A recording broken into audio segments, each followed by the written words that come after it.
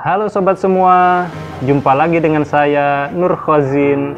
Kali ini saya akan mereview materi tentang anti korupsi. Tentu sobat semua sudah tidak asing kan dengan kata korupsi? Tahu nggak apa arti korupsi? Korupsi adalah perbuatan penyelewengan atau penggelapan uang negara atau perusahaan sebagai tempat seseorang bekerja untuk mengambil keuntungan pribadi atau orang lain.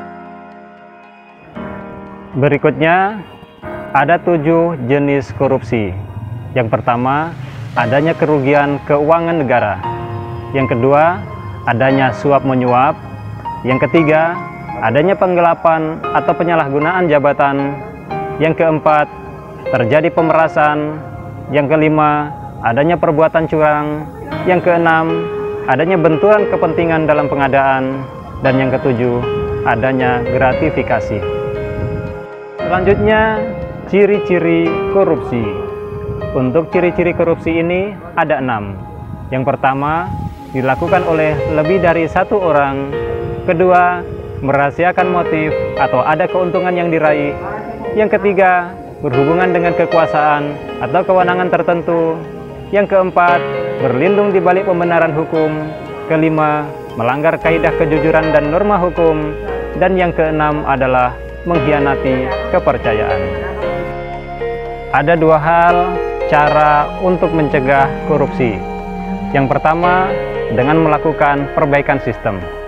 Perbaikan sistem dapat dilakukan dengan menegakkan peraturan perundang-undangan, melakukan reformasi birokrasi, menegakkan etika profesi dan tata tertib lembaga, dan menerapkan prinsip good governance. Sedangkan yang kedua adalah perbaikan manusia.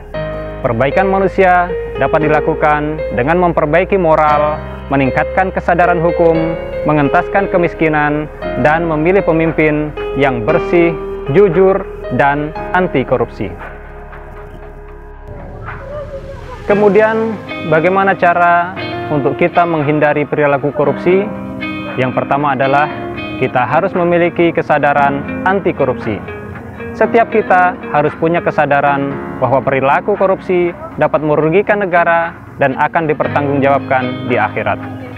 Yang kedua, kita harus menginternalisasikan nilai-nilai dasar anti korupsi seperti jujur, peduli, mandiri, disiplin, tanggung jawab, kerja keras, kesederhanaan, berani, dan adil.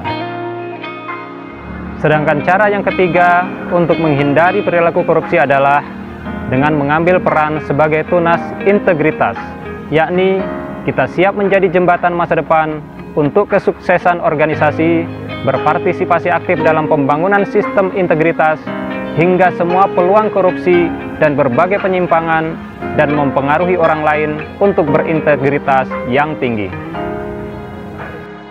Sobat semua, sudah paham kan materi tentang anti korupsi? Mulai sekarang, katakan tidak kepada korupsi.